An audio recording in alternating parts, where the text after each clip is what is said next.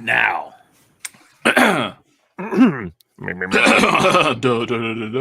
Syphilis. This is going to sound really weird because it's not a ukulele song. Any weirder than what Chris looks like? Well, Chris just knows It is like he is coming from. It is like he is coming from the heavens. You know, you should do a Jesus avatar. How do we know this isn't what white Jesus looked like? It's true. That could be it. Riding down the highway, going to a show, stopping all the byways, playing rock and roll, getting robbed, getting stoned, getting beat up, broken boned, getting had, getting took. Getting what? Took. No, tell you folks, it's harder than it looks. It's a long way to the top if you want to ramble cast. It's a long way to the top if you want to ramble cast. If you think it's easy doing one night stands, try a podcast with a psycho man. It's a long way to the top if you want to ramble cast. Cue the bagpipes. I don't know how to do bagpipes. Chris is. Or something that else. might be your best one yet. I'm sorry I interrupted you. I thought you said something else. And I'm like getting something. And I was like, huh. No, I stayed with the original lyrics for the okay, I got excited there for a second. Sorry. Yeah. Remind me of that song. I know that song. I've heard that. It's a long way to the top if you want to rock and roll by AC/DC, 1976. Okay. I thought it was by School of Rock. It is. Yeah, it's the last song they play in the School of Rock. Yeah. It's a long way to the top if you want to rock and roll. Yeah. I mean, any song by AC/DC sounds weird on anything that's not an electrical instrument. It's just, it's just weird. I like the video you sent me today. I mean, I've seen that. Maybe that's a testament to their sound. I've seen that several times, but it was, funny. Did you guys? I know Jack watched. Did you guys watch that? I always love that Jim Brewer stand up from like the 90s where he's talking about AC/DC. Right? Was he Wolf Boy? Oh yeah, these guys are all 50. Yeah, you know that's how you know it's in the 90s when they say these guys are like 50, and you're like, holy shit, like this is like 70. And they're only like 3 feet tall. Yeah. Put your left foot in. Put your left foot in. Put your right foot out. Finally, a Hollywood biopic where all of the actors could actually be the actual height of the people. Right.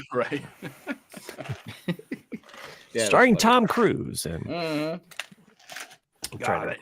You know, he'd probably do it too. Yeah, he probably would. Any chance he has the opportunity to sing, he's going to do it.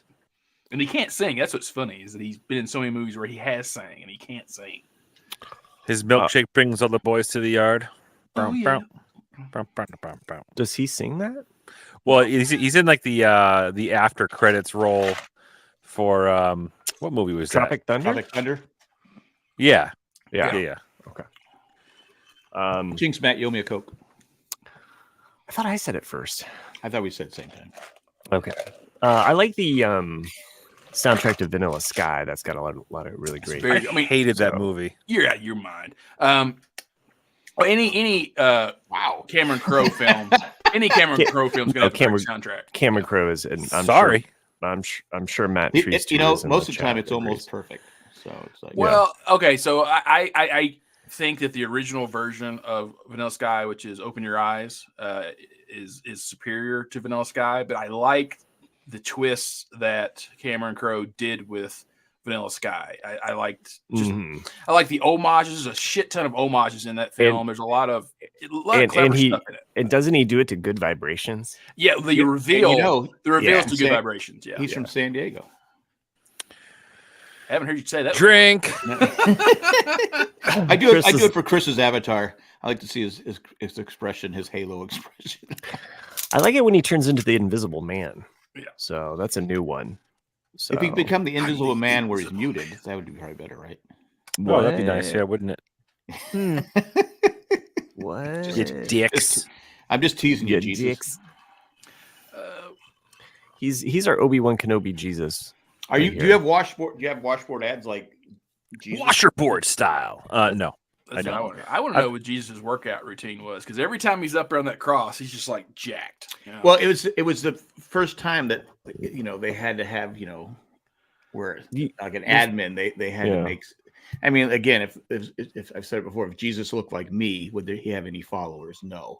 I'm up on the cross with my big old gut hanging out. There's no way. Sure. I'm just saying you had to make Jesus look. Well, and it was the Middle East, so but they would also be like, the guy can make water into wine. He feeds the poor. He's making his own bread. He's making his own wine. And he actually transformed from Middle Eastern to like white somehow too. Which is totally weird. But how does he get his hair? I mean, he's got beautiful hair. I think all of the white Jesuses we see, that's actually the Mormon Jesus, the one that came and visited the Native Americans. Right. The gold tablets. Yeah, see, people would not be lining up to see bald Jesus. They would not be putting money in the collection. You know who bald Jesus is? It's Larry David. Larry David. That's right. Yes. I'm one behind on the current season. I've just watched the first one. I have not watched the new season yet. The first one is pretty good. Is that the lawn jockey? That's the one. The first episode of this current season is the one where he gets invited to go to Georgia for the party. And that's right. Her name is Brooke, but all her friends call her Brookie, and he can't let it go. Yeah. Okay, never mind. I've seen the second episode. He's a little kind of. This is the final season, right? Yeah, final season. Yeah. The rumor is that the final episode is going to be a final episode of Seinfeld. What? That'd be my. That's what I'm hearing on the streets. Okay. I don't know if it's true or not, but that's what people are on the streets. You talking to you, Jack? You only talk to us three every week. That's true, but it would be funny if they just had the same exact ending as Seinfeld, but on the show. Yeah. Right. Like that's something Larry David would fucking do. I could see, or they're all in bed with Suzanne Plachette, who's dead. They could probably. He's going to do something. He's going to have his own spin. Because Jerry Seinfeld said, he hinted at one of his shows that they're going to redo the ending. And so now people are speculating that the end of Curb Your Enthusiasm is not going to have another season of Seinfeld, right? Right.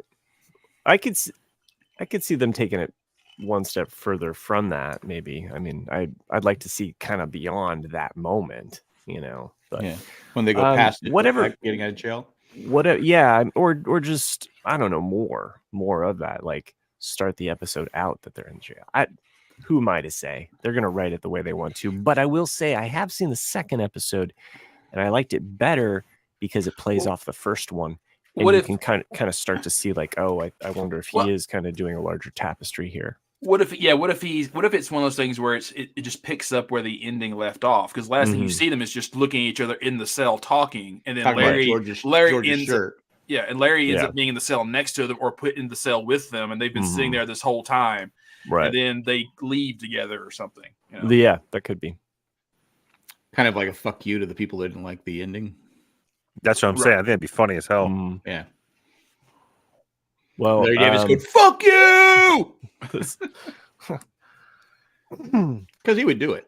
Worth checking out, though. It's been 25 years, 26 years. So Randy's been away for 3 weeks in Palau. Palau. Kayaking, snorkeling. I'm several RCAD episodes behind. Okay, well, Randy, what are you doing here then? Let's get you up to speed. What happened is Chris, sadly, I've uploaded. He's uploaded. Yes. He's uploaded. Yes. So this is how we interact. And this was we would like to say he's talking to us from heaven, but we all really know where he's at. Oh yeah, he's heating up right now. Oh yeah. He's.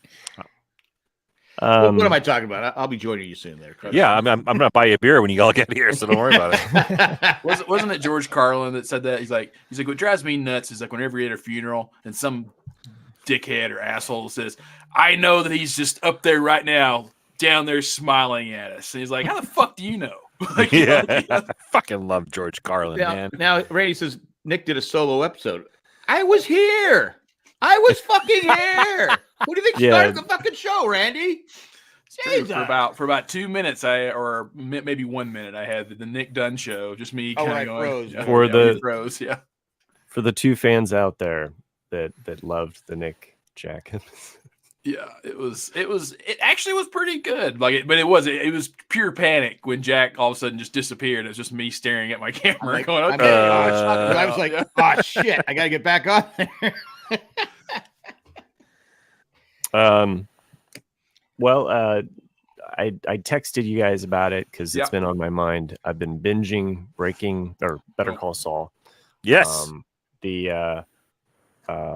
I'm not caught up to Chris from what I understand. I'm at the very end of season 3 now. Not far. So, but come a long way. Each season gets better. And where's Jack at? It does. He's in season 5. I'm the 6th episode of season 5. Okay. So by next week, 2 of us will probably have finished. Well, it just blows my mind the fact that you guys gave me so much shit for not watching Breaking Bad, but yet I finished both of these series, and you. Okay. But yeah, sure. Again, it made no sense for you not to have seen Breaking Bad because you were such a fan of Better Call Saul. I go, and the reason Better Call Saul is so good is because it has a lot of Breaking Bad crossover. I do like that. I haven't watched Breaking Bad in a while, so it's kind of just in the background of my mind. So some of the characters I'm like, and then once I get done with this, I'll probably just go right into Breaking Bad and watch it as Nick watched it. So it's like I said, like you'll finish Better Call Saul because you've seen Breaking Bad. But yeah, there's a certain point. It's like the last 2 or 3 episodes of the last season where you kind of need to stop there and then watch it, and then because it basically picks up at the end of Breaking Bad. Okay. Well, if you tell me which, I don't know. I kind of want to finish. Just go ahead and watch the whole thing because you've seen Breaking Bad. So I'm on season 4 now, and I'll tell you though, like it was a slow burn, an entertaining slow burn, right? I enjoyed it regardless, but season 4, shit hits the fan. Like when you first start that season, it's for those who have seen it. I'm not gonna give anything away, but it's when Nacho and his buddy go on a drug deal that goes awry for them, and like that was like the first bit of like real violence that show has seen when which I forgot about because like in Breaking Bad that was like every week, right? So there's always some crazy shit happening, but in Better Call Saul for the first 3 seasons more or less it's just a drama, right? So there's no craziness to it, but then the temperature change on season 4 is incredible. It's like it's like a brand new show. That's the thing, like you're gonna see that, like that's what's great about it is that and Jack, I think I mentioned this too, is that the first 2 to 3 seasons are more just about him trying to be a respectful person, trying to impress his brother, trying to beat his brother in a way. Yeah. And then when that all goes south, then those are good episodes. Those are great. I love it was great. But I've loved you see his slow decline into being Saul. Well, spoilers, but I just see it as a transformation probably, but maybe it is a decline because there is this hopefulness with Jimmy, and I would say the slow burn parts of the first three seasons have been Mike, because his storyline, there's a lot of like cat and mouse, kind of almost spy mission kind of stuff that happens that is real spacious, so if you're on your phone you're going to miss it, but it also is kind of like it's kind of cool to unfold, but it is a little bit more of the slower part of the episode because there would be times where I'm like, oh, I want to get back to this, but and I think Chris, you said this. There are times though that once you're on that person and you go back to the other person, you're like, oh wait, but no, I want more of that. You kind of get. It's like switching a record almost, where you're almost. There's a lot of stories going. There's a lot of stories going on. I mean, you have to go. Okay, that's right. We're back to this. Back to. But I was going to say, for Nick, it must have been cool because you didn't know what happens to Saul. No, Jimmy, you could. Okay, he's gonna be. You had no idea because you didn't watch Breaking Bad. See, I'm watching. I go, okay, this is interesting backstory. How did he become lawyer he is now, and then you Right. And okay, all I knew, like I said, I never had seen Breaking Bad. All I knew is that he was the lawyer for this drug.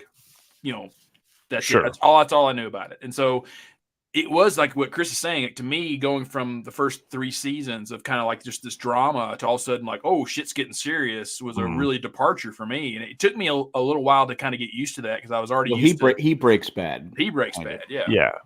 Well, I think so. I'm coming up. I haven't watched the 10th episode. I haven't watched the final episode of season 3. But what has just happened is a specific character has been in a car accident, and that kind of comes out of nowhere. But that's also coming at a time in which you really do start to see Jimmy break. Yeah. And there was a moment where I was like, oh shit, he's going dark.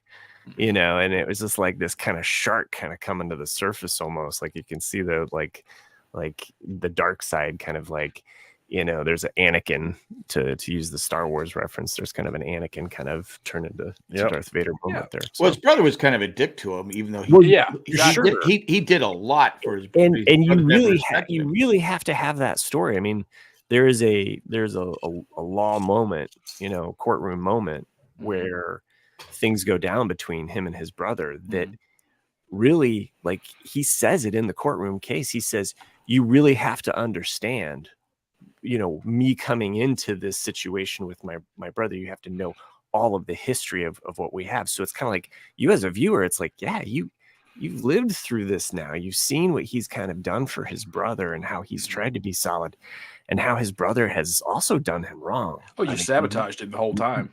Multiple things. The thing with is the death of the mom. I always believed his brother was jealous of Jimmy. Yeah. I think it's good.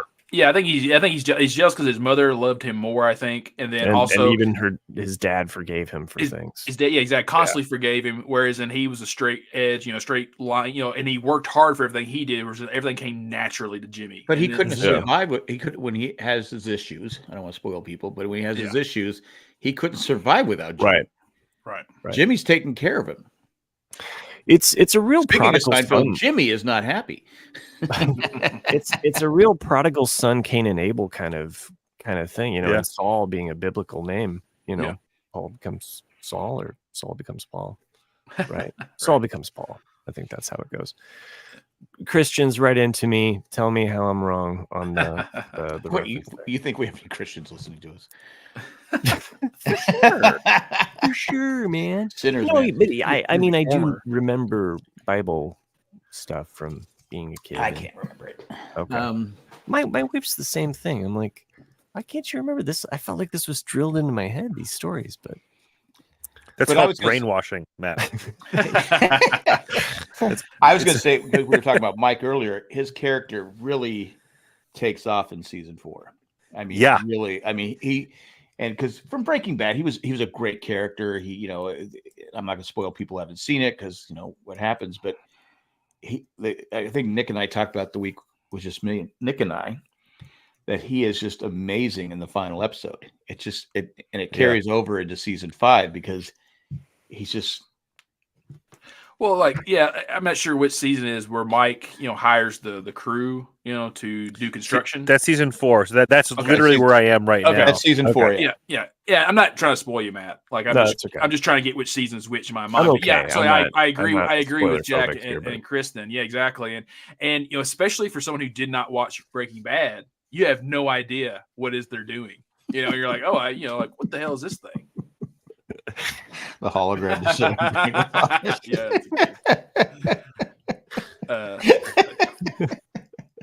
get it. You're brainwashed, Matthew. Thanks. I think you guys will be satisfied too when you get to the end, like the end of the complete series. Like it does have a solid ending that you're kind of rooting for. Was the actor Mike even nominated for an Emmy that year? I don't think so. I don't. I mean, he's pretty amazing. So my only beef, right? I mean, not beef, but like it was just kind of like a little hard to believe, right? It was like, I mean, we kind of get the idea that Mike was a crooked cop back in his past, right? So he was back in Philly. In Philly, he was just a cop that was, taking money off the top, right? season 4, he has like this incredible like black market underground knowledge base when he knows exactly how to orchestrate an underground construction crew and living quarters. Like, where did that training come into play? Like, like he was just a beat cop. We don't ask questions. Yeah, but Mike he's a smart, and he's worked. Plus, he's been around criminals, right? Yeah, he sees how it works and how people get caught. Now I haven't seen as much as that. You see my point? I was pretty close on saying Mike is Batman. Yeah, he's like Grandpa Batman. Yeah. But I'm saying if you work as a police officer, especially like you're going to see how people get caught, the mistakes they make, and so plus he's also getting advice from his boss.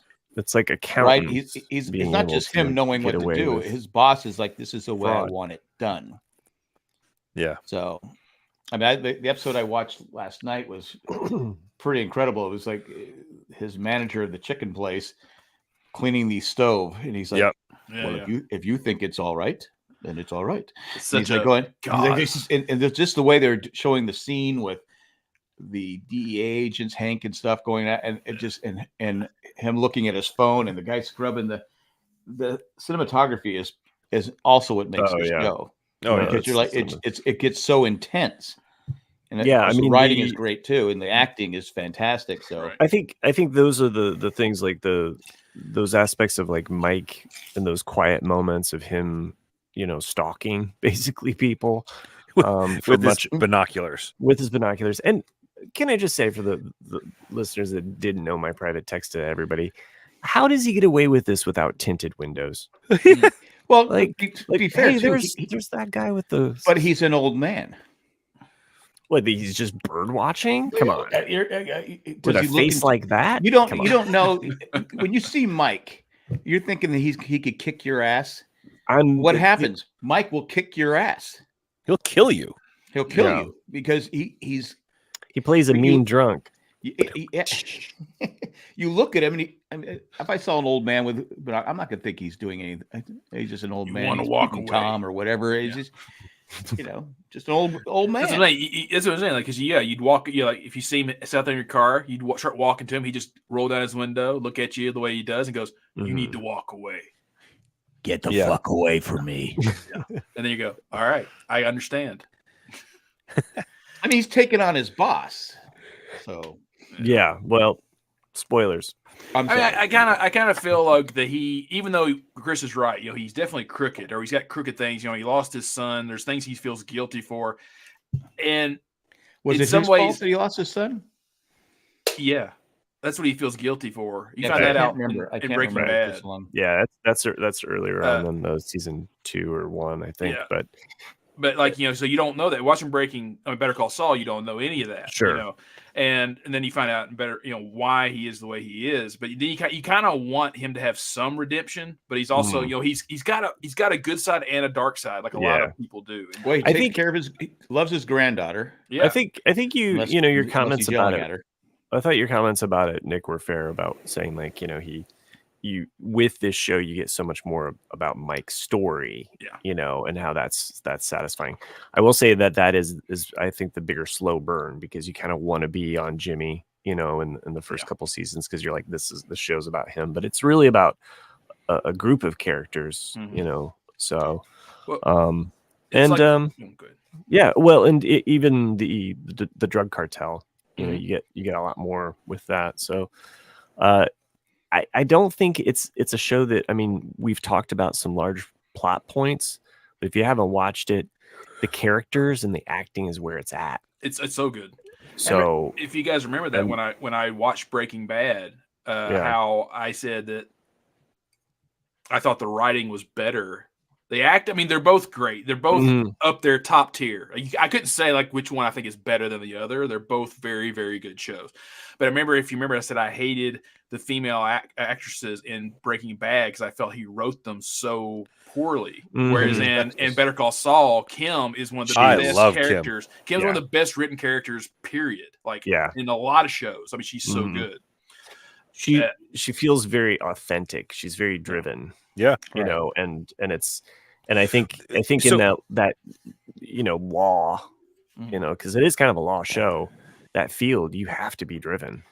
Yeah, you bring up a good point, and about Kim, right? And I don't want to spoil it. I'm not sure if you've seen this scene yet, but there was one scene in particular. I don't know if it was the end of season 3 or beginning of season 4 or not, but like all of a sudden you get like an award-winning like performance from her for like a monologue type of situation where she's having a conversation in an office with somebody, and I remember sitting there watching it, being like, whoa, okay, whoa, like it was just a break from the typical like dialogue of the show, and she kind of like has this turn in her character, this moment where she turns and like has just this emotional like outbreak, and it was like, holy shit, she's an amazing actress. Like, Yeah, and she's very good. I think she got nominated, or did she win one? No, that's what I was about to say. Is that's after you guys are finished with this show, it's going to be the most mind blowing thing. Is that Better Call Saul never won one award? that's Wow. crazy. It's insane because what I love about Better Call Saul is it's almost like Breaking Bad. Is the first like 6 minutes are so intense, so interesting, so fascinating because it sets up the whole episode, or it sets up something. It's like when in Breaking Bad where they had the plane crash that season. Yeah. And they kept just showing you bits and pieces. Oh, like, right, yeah. Like, what the hell is going? I go, all right, and then at the end, you get the payoff. Okay, a plane crash. Yeah, the puzzle pieces are a lot bigger though, which is amazing. Right. For a bingeable show, you have the beginning of each season has this little puzzle piece, right. And you're like, I mean, if you're a Lost fan, you gotta love that sort of stuff too. You're just like, oh, here's my morsel. What is it? What's it gonna be? And that's where award shows have just gotten stupid because there's no way this show should not have won something. And I know we've talked about it ad nauseum maybe for the listeners, but one more point about Kim's character, that actress. She's almost kind of like how she is on the show, and the fact that everybody looks past her sometimes. They don't, like there's a point at her work where she is not noticed for what she does, and it's almost like she's swimming with all of these other amazing actors that she herself can almost kind of get lost in that about how good she is. So glad Chris mentioned.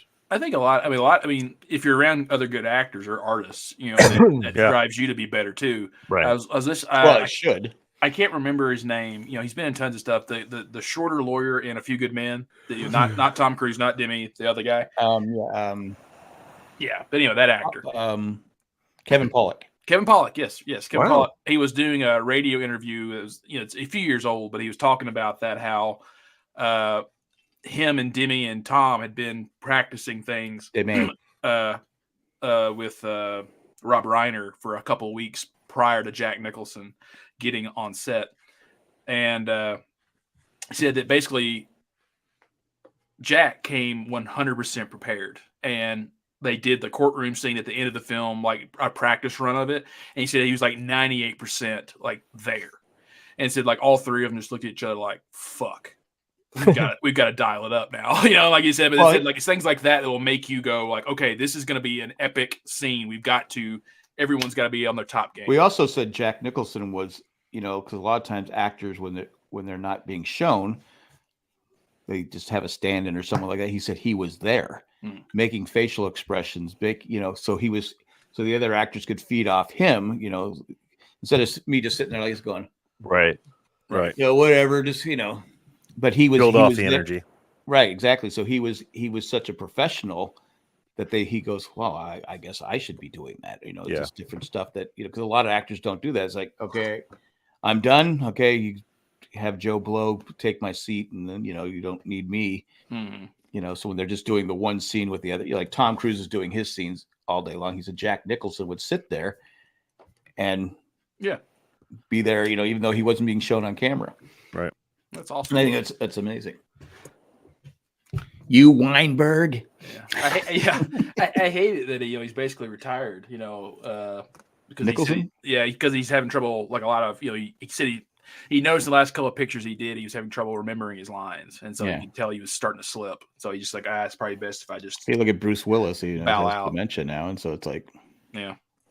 I mean, it's all of them. I mean, I hate the fact that I'm never going to see another Gene Hackman film. I'm never going to see tons of It's just like Sean Connery. I mean, the film that broke him was Distinguished Gentleman, or not Distinguished League of Ordinary, or whatever Gentleman. Yeah.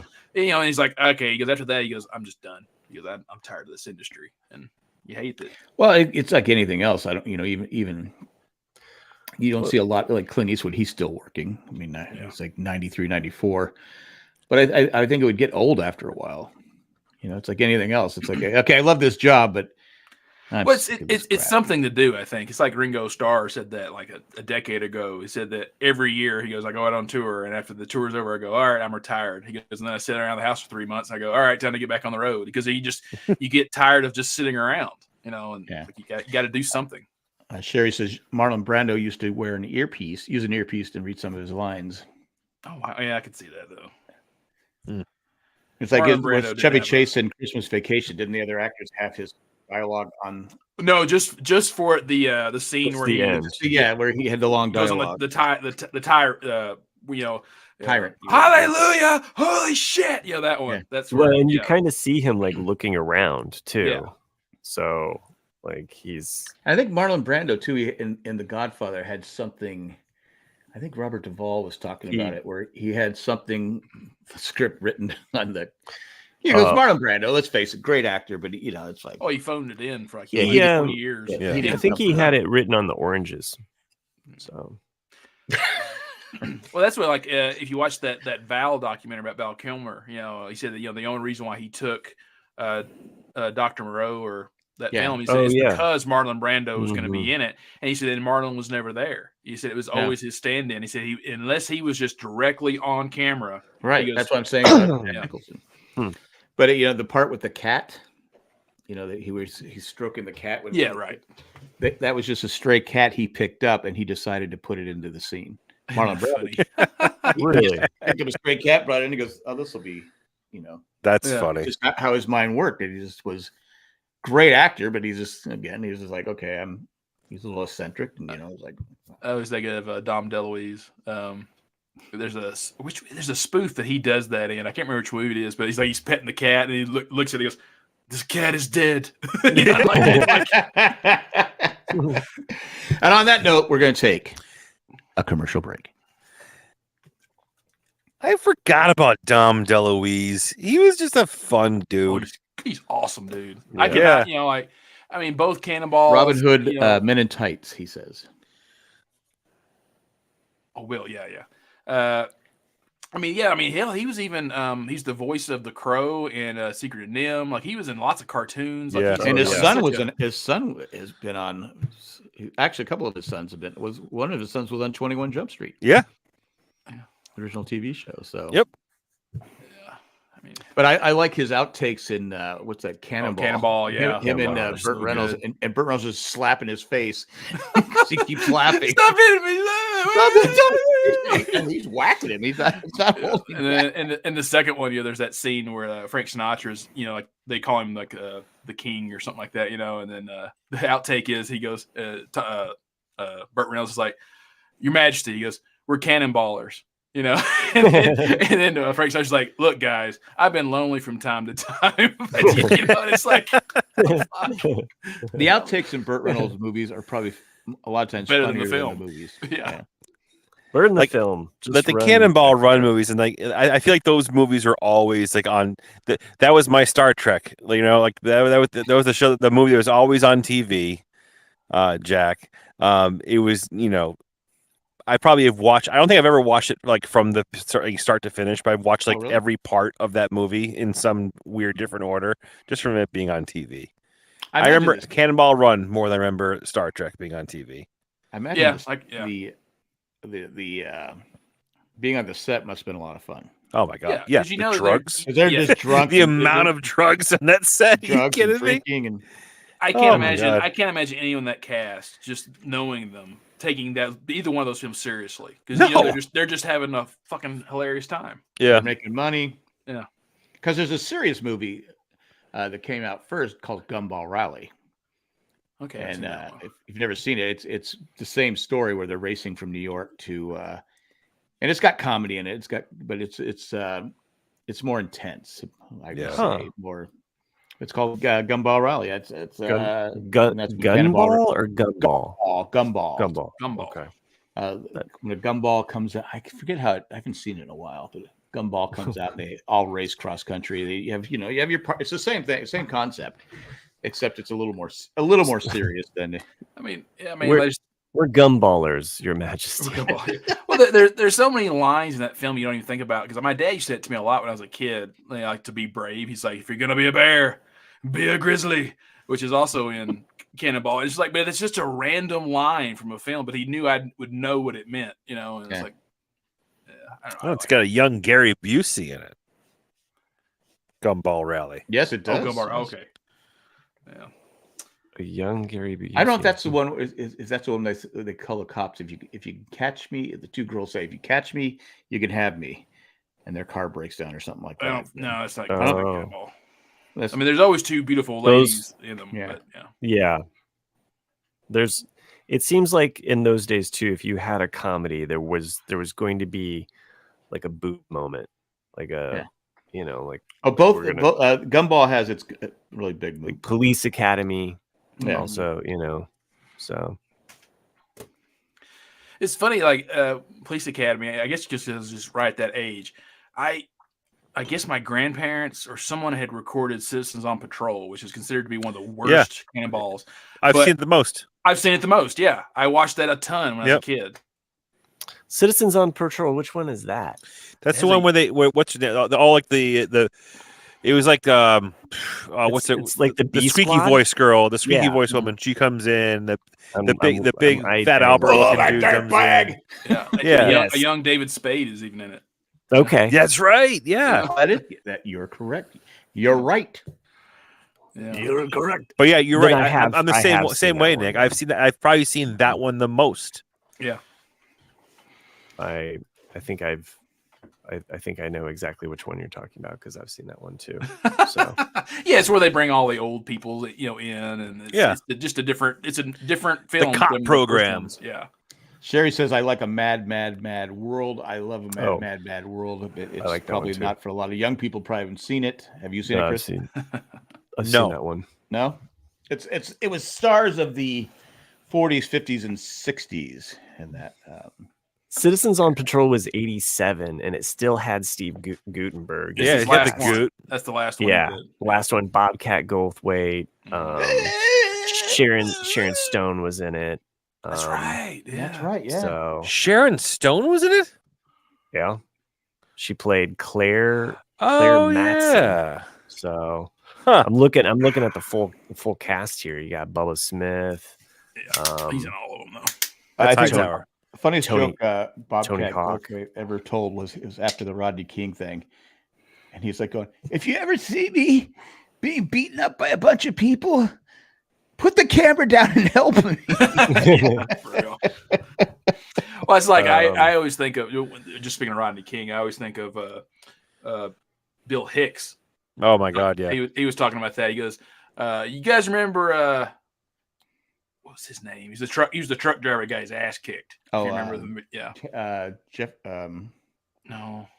I know the name, but it's like Jenkins not the guy. I was watching it live, going, "Oh my God, someone help him!" And that's what he's talking about. He's like, "Anybody watch that trucker out in L.A. get his fucking face smashed in?" He's like, "Were you thinking the same thing I'm thinking? Step on the fucking gas!" It's like it's just the whole bit. If anyone doesn't know who Bill Hicks is, please check him out. He was comedic gold 30 years ago. Reginald Denny. That's it. I had to look it up. I'm sorry, but yeah. And he goes, I'm in a deep Police Academy time. Oh, John, sorry guy says Denny. And then he goes on. He goes, imagine being the boss of Reginald Denny. He's like, he's always on fucking time now. It's crazy. He's like, it's almost like he's not stopping. Like he just keeps going. Poor guy he was saved by 4 citizens. I mean, they actually, they saw it happening on TV, and they ran and saved him. Maybe he would have been dead. He would have been dead. Yeah, I mean, I remember watching it, and even as a kid, and going like, "Fuck." Like, I remember watching it live, going, "Jesus Christ, someone help!" Because the cops weren't going in. They said nope. But anyway, wrong place, wrong time, I guess. Yeah. Anyway, back to some more cheery things. Yeah, true. The Orville. I'm on season 2 of the Orville. One of my favorite characters has left the show. Okay. Oh, I'm trying to think of who that would be. The what's it? Not Satarian. Strong girl. The strong girl. Strong girl. Oh yeah. No, I know. What's her name? Amber. Amber. Yeah. No, I know. I thought once I got over thinking this was a comedy. Right. I think I've said it before, and it's okay. This is more of a dramedy because again, the last one I watched was the one where they find this. They locate a new civilization, the new Earth, a new thing, but those people rule their world by the zodiac signs. Oh yeah, and anyone born in this certain time, that was. I'm like going, God, this is pretty intense. Yeah, it's really it's a great show. It was really cool how they did that. Yes. I liked it. Was a nice twist on it. I was like, wait, what? Have you gotten to the time capsule episode? No, I did figure out way ahead of time that the guy, his girlfriend, was not on the up and up. I didn't know who it was. Oh, but I said, okay, this is not right. Something's not going on right here. Right. But Jesus left. Well, I'm loving it. I bet he'll be back though in 3. Something just happened weird. Go ahead. And it's skinnier, Chris. Yeah, now he's a skinny Jesus. Why, thank you. Yeah. It's almost like he's blowing smoke. It's TikTok Jesus. Like, he's like smoking. Oh no, there he goes. Now he's watching. Oh, there he goes. Now he's back to he's fat regular. Jesus. Yeah. You guys are gonna give me a complex. So anyway, if you're out there and you haven't seen the Orville, it's not a comedy. It's worth it though. It's not BSG. I'm gonna be honest with you. It's not but it's like original Star Trek. It you don't have to know Star Trek to watch it. No. But it definitely is like, I mean, if you've seen what was it?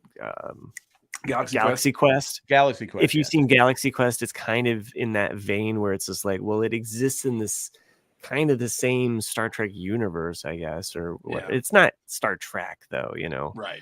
But the stories on it are really good, and they're thought provoking in a cool again, sci-fi you're way. like, oh, what would I do in that situation? Yeah. Again, it's not what I thought it was. Right. I don't think I've ever laughed so hard though at the time capsule episode. There's just some funny stuff. So it's not completely all drama, but it has comedy. It's on Hulu. Hulu. Yep. Or if you have Disney Plus, you can also watch it through there. So, yeah, it's a really good show. And is there going to be a season 4? No, I think season 3 might be it. Was it just too expensive to do? I don't know. I know that you'll notice that things change when you get to season 3, just because I think it was on Fox, and then there was one of those like, well, we're not gonna make it, and then Hulu came in and was like, well, we're gonna make it, and then they kind of put up the money to make I think part of the problem is people thought it was a comedy. Right. Yeah. I thought it was a straight. I thought it was going to be a comedy, and I'm like going. Again, there's funny scenes, but it's more serious than. Well, that's the same reason why Space Force didn't make it. It's because everyone thought that was going to be it's Steve Carell. It's going to be funny, and then it wasn't. It's going to be The Office, right? Yeah, and it wasn't, and so it didn't make it past 2 seasons. Yeah, I didn't like it. I never watched it. Never. I watched a couple episodes. It was just too long and boring. I said maybe I was expecting comedy. I don't know, but. Yeah, I'm not sure. I don't think you get chemistry with certain characters, and it creates an engine. It's kind of like Better Call Saul. It's like there's these other story threads going on, and when they're all about equal, it can work. But if one of them's weak, it just kind of lose you. Oh, okay. Thanks, John, the retired guy. Seth MacFarlane says it's not officially canceled. There could be another season to be announced. It doesn't leave you unsatisfied though. You can watch all 3 and seasons. He does a great job acting. Yeah. It's kind of amazing. I mean, again, he's the voice of all these guys, and he's the voice of Stewie. You're like, holy shit, like this guy's got chops. Sherry says, I thought the Orville was going to be a comedy too. Could not get past the first 2 episodes. Yeah, again, when I realized it wasn't a comedy, I started enjoying. I think I told Matt that. I said, Yeah, I'm starting to enjoy it because it's not. It's.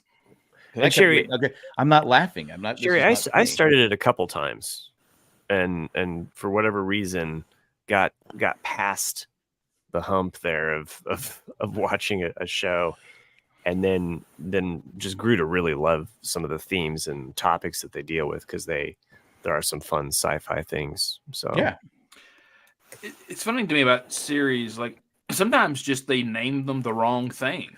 And yeah, that's what gets them canceled. It could be one of the best shows you ever watched, but because it has a weird title that doesn't resonate with people, they go, what was that show about the dog? It was named after a dog. It was a oh detective yeah, in the San Diego. terriers. Terriers.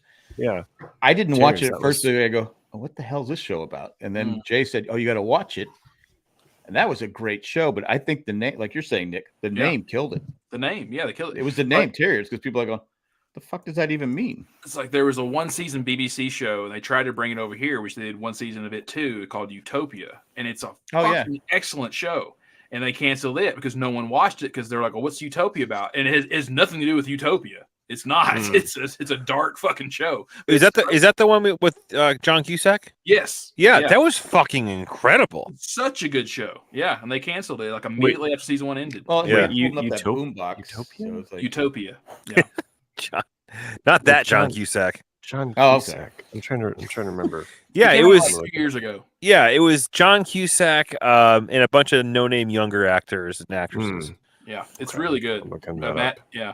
I still have not watched the BBC version, which I hear is good too. Oh, really? You know, I was really hoping for the Kim making the US version, but they didn't. But yeah, it's good, and you'll like it too, because it's kind of like got a comic book element to it too. Yeah. Matt. Oh, and it's got Dwight. Yeah, Dwight's in it. Oh, yeah. right, yeah. Nice. Okay. Rainn Wilson, yeah. Go ahead. No, I'm just saying, great show. I would highly recommend watching it. I thought you were talking about the Nick Offerman show that was also kind of like, it was Devs? one season. Devs was awesome. incredible. I highly recommend Devs. Yeah. If you love any kind of that weird sci-fi stuff. It's a one and done season, but so good. Well, It's worth every second. I loved Ex Machina, that movie, and the same guy who wrote and directed Ex Machina did Devs, and I was like, I knew immediately I was gonna love it. I'm having flashbacks to like our this show like 5 years ago. Yeah. I feel like we talked about both of these shows at the same exact time. Well, we're doing a review show. That's what this episode. Yeah. I think we talked about Devs and what's the name of it? Utopia. Utopia. I think we talked about Utopia and Devs at the same like. I know they probably watch were the shows, out but I know time. them because I know you guys have talked about them. Yeah. I will try to remember to watch some of these other shows once I'm done with the Better Call Saul. I also on my docket here is I want to finish, even if I just want to know what happens as True Detective. So I've been watching season 4. Season? Yeah, and I know that there's only like 6 episodes, and I left off in season. I think I left off in episode 5. So my parents watched it before I did, and they really liked it. It's one of those things where in my mind I had what I wanted to happen based on what the first episode is, and it's nothing like what in my imagine went to, and so I kind of go, oh, okay, I can see that, but it wasn't to me. So you finished you finished it. Yeah, the one with Jodie Foster. Yeah, I haven't watched. It's only the 6 full, episodes. Only 6 episodes. Yeah, really. Yeah. So, but I mean, it's probably the second best season past the first one. This is the first thing Jodie Foster's done in years, right? Yeah. Is it? Okay. I know she's been. I don't know stuff, but I just she's been acting since she's like 3 or 4. Oh yeah. She was the Copper Tone baby. Yeah, you think that she could just bank on that Copper Tone money the rest of her life, right? Well, they can't show it anymore because you can't have her pants down. So right. Yeah. That's what's funny about when you think about what was considered art or okay, 50 years ago, like you could never make the Blind Faith or Houses of the Holy album covers anymore with naked children on the cover. No. Oh, What's she up for an Oscar for? Silence of the Lambs, probably. This year? This year. No, this year is what Matt Treese is saying. They just got around to voting for her. Oh, okay. Yeah. Will Fry. Yeah, you should definitely watch that. Naiad? Yeah, Naiad? it's good. Naya? Oh, yeah. No idea. I'm sure he says my husband's response to after the last episode, this was a waste of my time. Well, damn. I think it's because there's such a sci-fi element in the beginning of like you don't understand, like all detective stories, you have no idea what happened, and it's about trying to get to what happened, and when they reveal what happened, you're kind of like, oh, okay, well, that's just typical. Annette Bedding is also up for the same movie. Hate to point this out. She's from San Diego and went to the same high school I did. So she probably won't get it. Yeah, that's right. There you go. San Diego people never win. San Diego. But yeah, I mean, and Ted Danson was in the last episode of Orville I watched. Yeah, he was also in season 2. Yeah, season 2 of Fargo. That's a guy that's done a lot. A lot of stuff, yeah. Since Cheers. I mean, he's got to be, he's in his 70s, right? He's getting on up there, yeah. Because I think he was 33 in season 1 of Cheers. So that's would give him. And don't forget The Good Place. It's got to be close to 70. Good Place, yeah. Good Places. It's got to be over 70. It's got to be over me. I felt Good Place was like a solid, like late in his career notch in his belt. I still haven't seen the final episode. Really? I watched all the way up to the final episode. Wow. Of what? Good Place. Oh, Good Place. I don't know why. Matt Treese. It's happening right here. 76. Yeah. Chris is in the Good Place. Yeah, you're in the Good Place, but it's not the Good Place. It's kind of like I'm in a good place. Yeah, you're in well, good. We're happy for you, man. My God. So speaking of being in a good place, yeah. So a week ago, I pulled my back sleeping, and I figured it was just like a muscle or something, and it just kept getting worse and worse and worse. And I finally was like, you know what, fuck it, it's not getting any better. So I went to the doctor on Monday, just him took a look at it. He's like, yeah, you have a disc that's just slightly, off. He goes, thanks, Sherry. We'll take it from here. So I rarely don't. Yeah, right. I got another backseat producer. Now you know what though? She's got a good point. We're running on almost an hour. We'll get there. That's true. But yeah, he gave me lots of pills and fun. Let me tell you, these things. Oh my God. It could be really habit forming, couldn't it? It can. Yeah, I was feeling no pain. What is it? So was it muscle or where? No, it's actually got a mild herniated disc. Okay. What he called it. And so then immediately my physical therapist that I did for my shoulder a few months back, I called him up and I was like, hey, and so he brought me in and showed me some stretches to do and then put me on the table and I've actually felt great for the last 2 days. But the best thing is I've found is an epidural. Yeah, I don't think that wasn't that quite bad. Because I need to go in for another one because my back is picking up these grandkids that are like boulders. I mean, they're. Do you have any nerve pain from that in other areas of your body? Because this is what I've just experienced. So I'm just curious. You're talking to Nick or me? Either of you, because I'm going through something. I have it always from my neck and my right foot will go numb. My neck. They go numb. It goes numb. Yeah, that's nerves. Yeah, when you get that, because I forget what it's called, but it's a shrinking of the spine, narrowing of the spine. Okay. And I have 2 discs that are just like bone on bone, whatever it is. And so the pain is just. I'm not supposed to pick up anything heavier than a gallon of milk. Well, I'm gonna tell you right now, my 2 youngest grandkids, right, way more than a gallon. I mean, they're like 26 pounds. He's 10 months old. He's 26 pounds. The other one's like 28 pounds, and I got to pick them up. What do you want?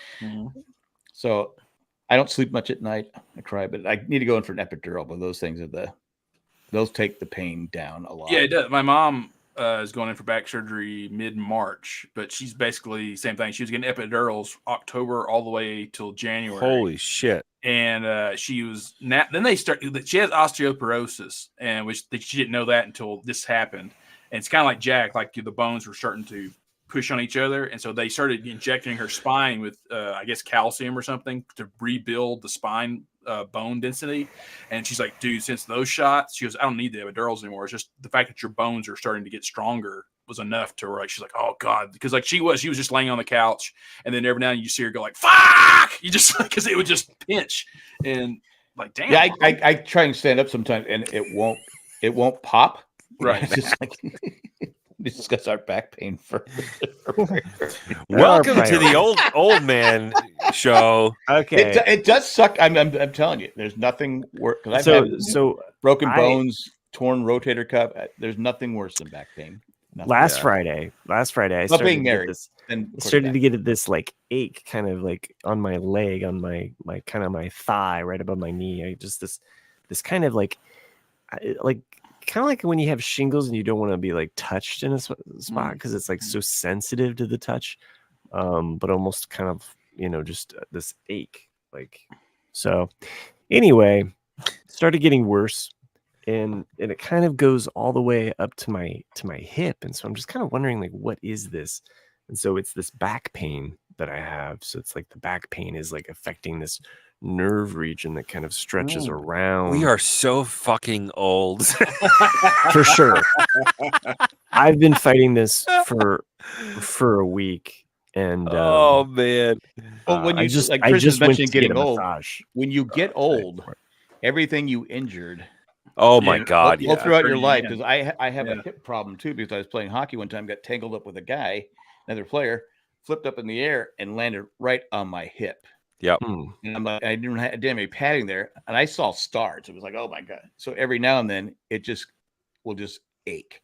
Yeah. It's just that pain where you just want to go, I want to kill somebody. I'll tell you, like, I've developed arthritis already because of I have psoriasis, right? So I get like flare ups on my elbows and on my joints, and but I've been taking, I've been for like the better part of like, I don't know, 10 years now. I've been taking like monthly injectables. So I actually have like inject myself once a month with different medication to kind of keep it at bay. Oh, so that's why you punch people. You're roided out.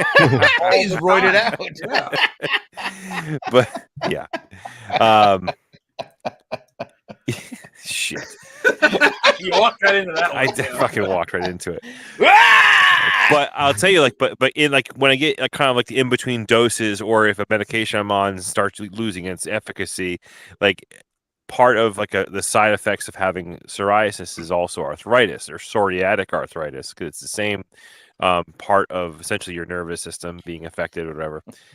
And so all like Jax mentioned, like we had, all of us need to upload. All my injuries I've ever had are the first places where the arthritis actually comes in. So like both of my shoulders I've dislocated multiple times in my playing rugby and about whatnot. That collarbone injury? Does that?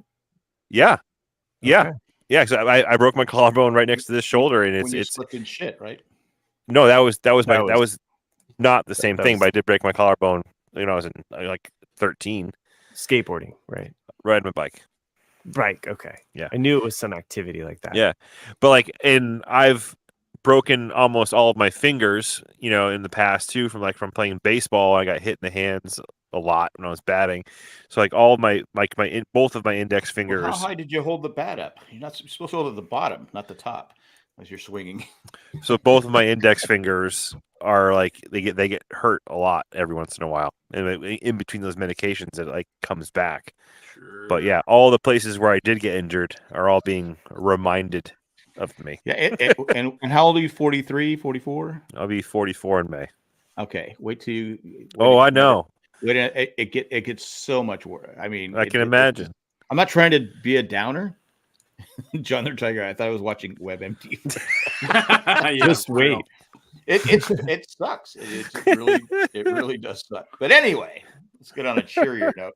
I watched. I'm on the 5th episode of. I caught up with Masters of the Air.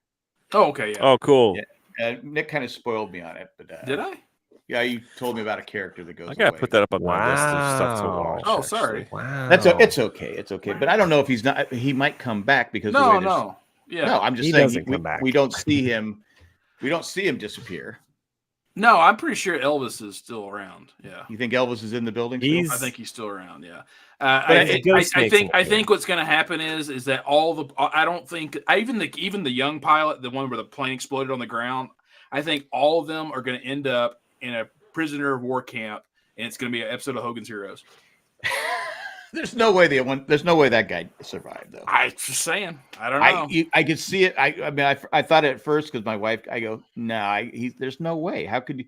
That's what I'm saying. The CGI is too much. We're like, yeah, that guy's fucking dead. But but I don't know. Just some part of my brain goes, I guarantee all this whole fucking cast is all going to end up back together again. That would be cool. I still have problems because I can't remember everyone's name. No, I can't either. Yeah. I mean, that's the biggest problem I have between Band of Brothers. Yeah. And the Pacific and this is I can't remember the names. It's like, it's like Buck and Bucky, and we still Buck and Bucky. Yeah, but now it's just Buck or Bucky or whatever it is. Like I still think they started the show wrong. I mean, like I said, like I like the show. I don't think it's as good as Band of Brothers, nowhere near as good as Band of Brothers, but I would have liked it better if the first episode would have been like Band of Brothers, like of like that show them getting their basic training of how to be a bomber unit. And then you just lead right into their first mission of them being rookies, putting their bare hands on the guns, and I think it would have been more impactful. Well, to let you know too that they got frostbite. There was certain things you don't even think about because they're so high up there. But it's funny that there's one guy that hooks up with a donut girl, and I turn to my wife and go, "He's dead, man. He's dead." Yeah, exactly. I thought the same thing. Well, he's dead. Yeah. Like, which you better. Marry that girl now because you're dead man walking. Ghost finger. It's not even impactful either, because like it's in the same episode. You're like, and she's like, okay, I gotta go. I got some sprinkled donuts. I gotta pass out now. Sorry. Yeah. All right. There's other guys that'll hit on me in 5 seconds. Well, wouldn't you? I've added Masters of the Air to my list. Yeah, Masters of the Air is good. It's like I said, like the first 2 episodes to me were the hardest to get through, but once 3 and 4 are good. And they go quick. Yeah, they go quick. Yeah. And then the newest episode just got released an hour ago. So after this is over, I do say this: I said, what a difference between what the soldiers had to do, Band of Brothers. Mm-hmm. There is no vacation. There is no, right. We dropped our load. Now we can go party. Whereas, even though when you're but the thing is, though, Masters of the Air, chance of survival is slim. Yeah, exactly. That's what I was about to say. Is that the thing is that the band of there's a difference. Like think about the Band of Brothers crew. They probably went through training for God knows how long to be an airborne guy, and they were really only in the war from June 44 all the way through May of 45. Whereas in those pilots were there from 42, 43, 44, and you had I think 1 in 10 or the chances of you surviving all 25 missions were damn near impossible. So I mean, well, that's what makes Memphis Belle the movie. So amazing. I mean, because that's what I told my sister. My sister has never seen any of these kinds, but she's watching Master of the Air. I said, all right, it's like you need to go back, watch the Memphis Belle from the early 90s, and you also need to watch the Tuskegee Airmen from 95. Yes. Those two movies are absolutely brilliant. And so she's gonna watch those. Yeah, because they had a thing where they're on their 25th mission. Will they get back? And plus sometimes they sent them into missions that there was no way they were going to survive.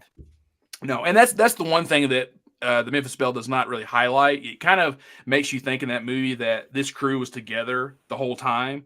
Yeah. No, that's not true. Like you constantly lost people and people rotated in and out. But the Memphis Belle. Well, they show it in Masters of the Air. Yeah, true. Well, who's this guy? What But I speaking of, I did watch for the first time ever Fury. Oh, Fury's good. Yeah, I'd never watched it. I kept saying I'm going to watch. Oh, with Brad Pitt. And Shia LaBeouf and Shia LaBeouf. That was a good movie. That was probably one of Shia LaBeouf's best movies, by the way. Yeah, it's one of the times where he fully got immersed into the character. Yeah.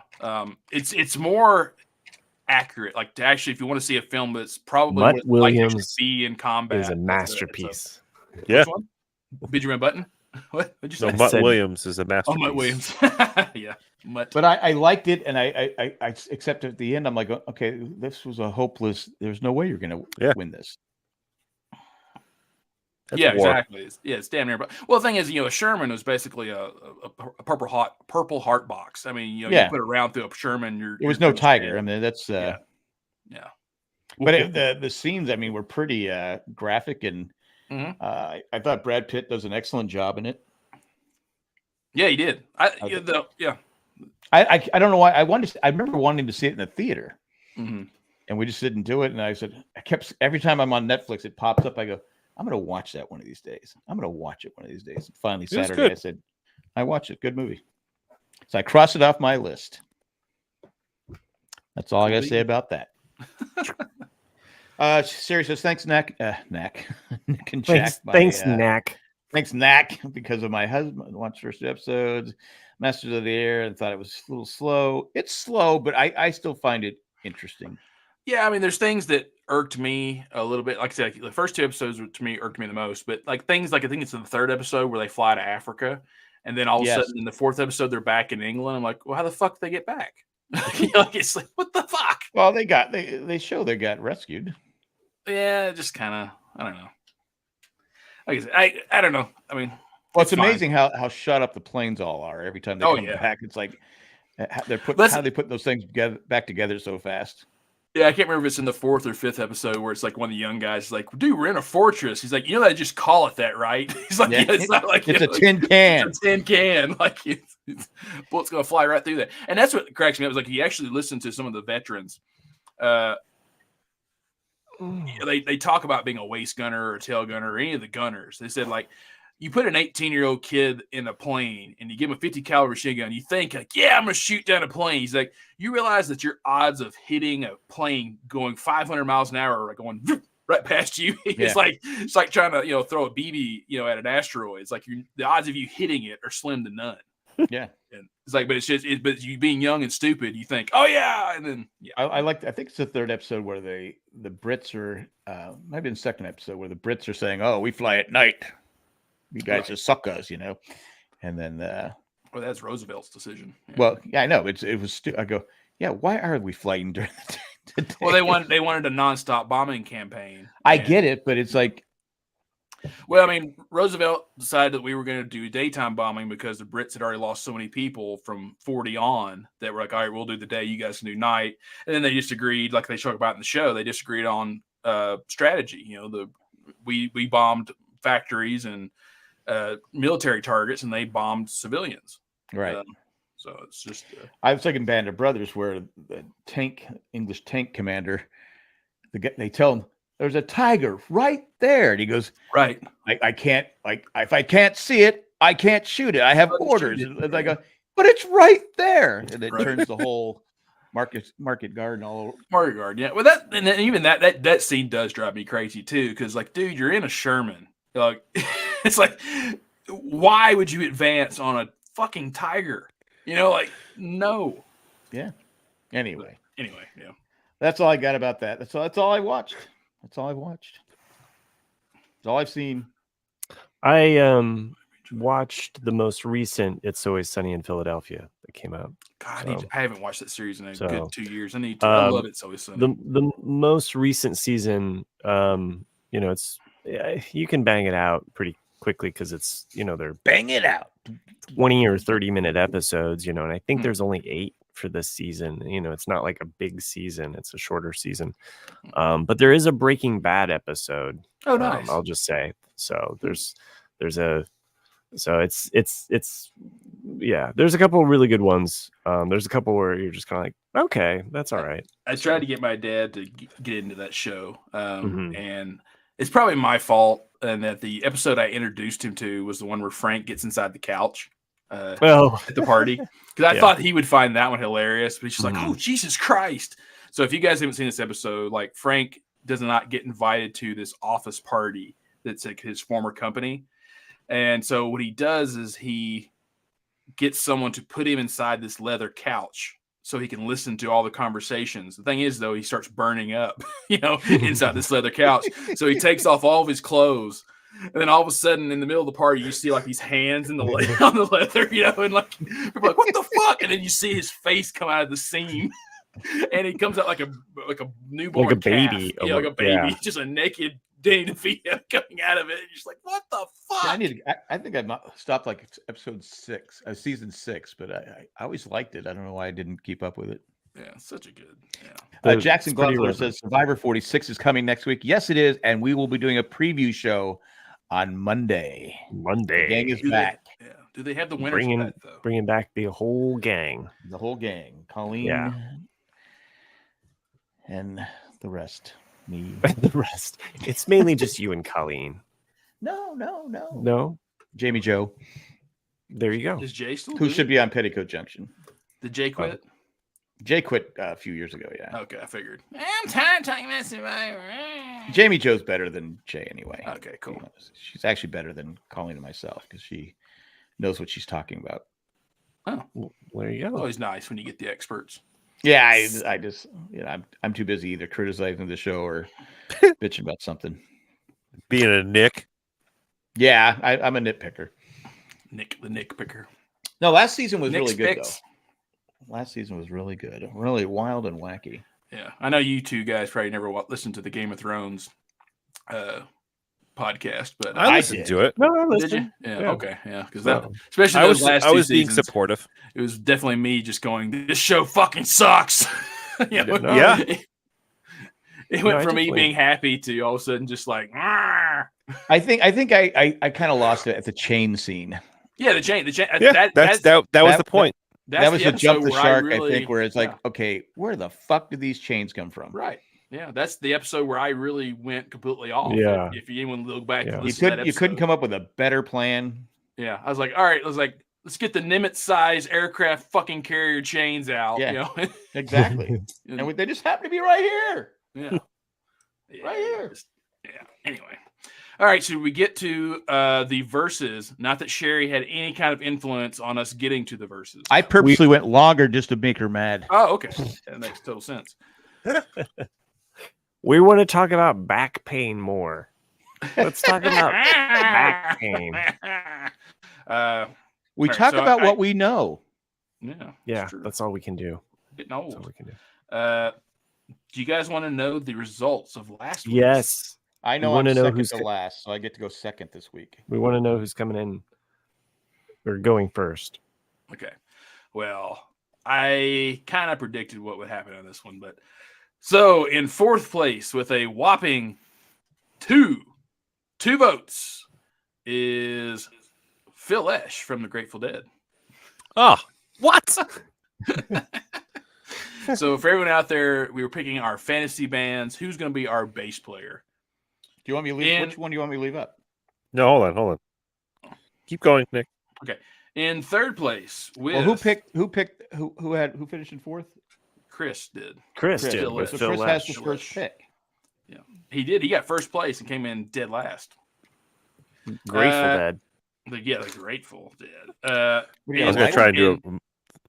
I was gonna try and get the mouse, not mouse. This thing. Are we gonna need this tonight? We don't. No, we don't. We No, we don't go need it. by. You go first because you finished the last. Well, in that case, I go second Right. because I finished second last. Yeah. great. All right. In third place, as Jack predicted, with 8 votes, which was John Paul Jones from Led Zeppelin. Why didn't you pick? What did Well. you pick? In second place, with 16 votes, is John Entwistle from The Who. And in first place, with 28 votes, 51% of the vote, is Paul McCartney from The Beatles. Well, to be fair, that was the J pick. It was the J pick. Yeah. Oh, I was totally going. You guys would have picked Paul too. If you I hadn't- was winning for a couple of days, and then you just went. Phew. Yeah, you were. I was. Oh, I faded. I mean, did anybody say why didn't you pick Carol Kay? No, there definitely was a lot of bitching about why we didn't pick any metal bands and people from the 90s. Yeah, it's like Sure. Okay. geez, whatever. Fuck off. So, Chris, you are up first. We're doing lead guitar, right? Lead Lead guitarist. guitar. Lead guitarist. Anyone really can play guitar though. God, there's a J pick here. But I don't know if I want to do it. If you don't, I will. I wonder who the J pick is. So, Fuck. because there's I so mean, many the good J guitars. pick So is many, Jimmy that's the Page, dude. The J pick is That's Jimmy a J. Page. Yeah, it's J's pick. I'm gonna go with David Gilmour. You motherfucker. That was my pick. Sorry, Huh, interesting.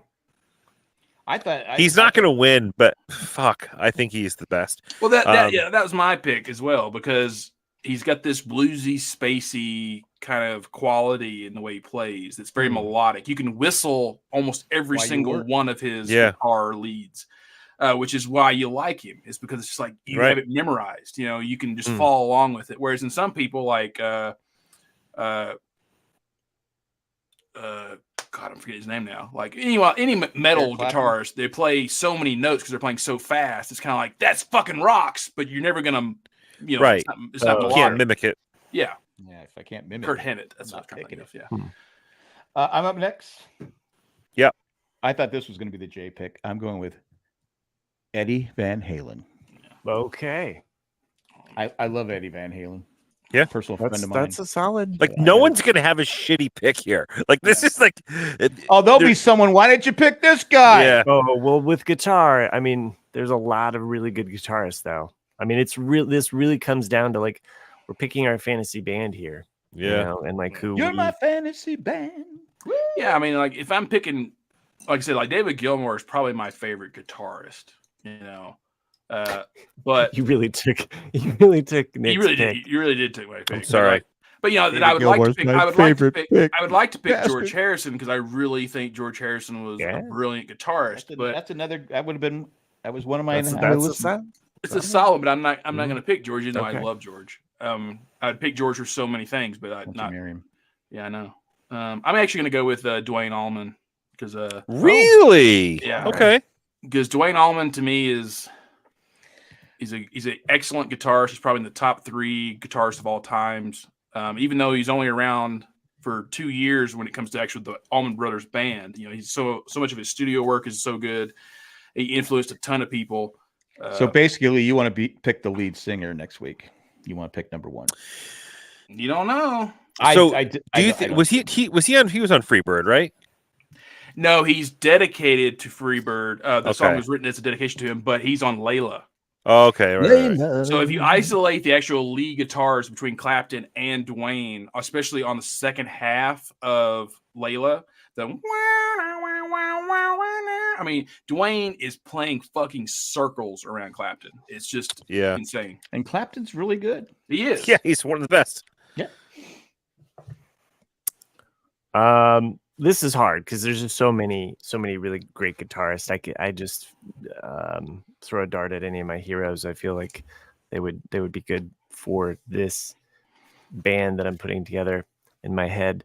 I've been listening to a lot of Queen lately. Oh, that's a good one. Yeah, Brian May's a great pick. Brian May is like, I mean, some of it, but there's somebody else that I got.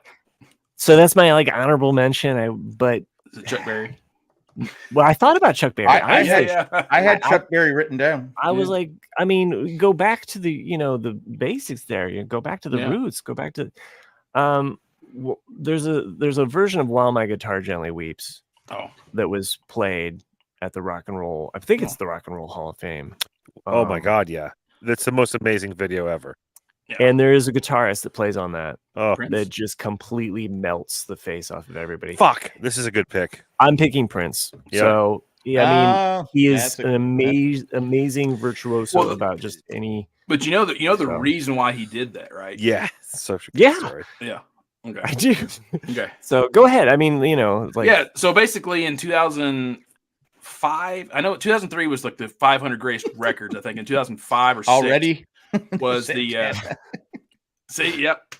sure was the greatest guitarist, like greatest 100 guitarists Neil Schon times, and Prince did not even make the list, which he considered to be a huge insult, and it was an insult. And so he actually wanted to play that guitar lead for George's, and that's why he just went full tilt. He went and like full blown, like I'm a rock god. Yeah. I mean, that thing was glowing. That's not a bad. I mean, all great pick. And at one point, Tom Petty looks over, is like, "This guy's fucking ridiculous." I almost went for the guy with Cheap Trick. Was it Rick Nielsen? Yeah, that would have been 4th pick for sure. Yeah, but I think I like guitarists. No, I mean just saying, like, yeah, I know. It wouldn't got a lot of on name recognition. People would I could have gone with Neil Schon from Journey, but I know he's not. Who was Yeah, I mean, there's some people. I mean, like Yeah. no one picked Jimi Hendrix. Nobody picked. Hendrix was definitely on my. I did have Chuck Berry because ever Berry, since he talked to his cousin Marvin, he was outstanding. I have to say, honestly, people are going to hate me for saying this, but John Mayer needs to be on that list. He's one of the most amazing guitarists I've ever seen play. Him. I could have. But I did. Mr. Orgasm Face. Oh man, awful guitar face. But he is one of the best guitarists I've ever seen play. Like he's incredible. To me, though, like Mayer, the same as like what's his name? The albino guy. From this. Yeah, albino Trucks. Derek Trucks. Yeah. Like they're extremely great guitarists, but like they don't really have a style of their own. They kind of mimic or take up an already existing style and make it a little bit better. But it's like it's not, they're not someone that really blows me away. I thought you were talking about Johnny Winter.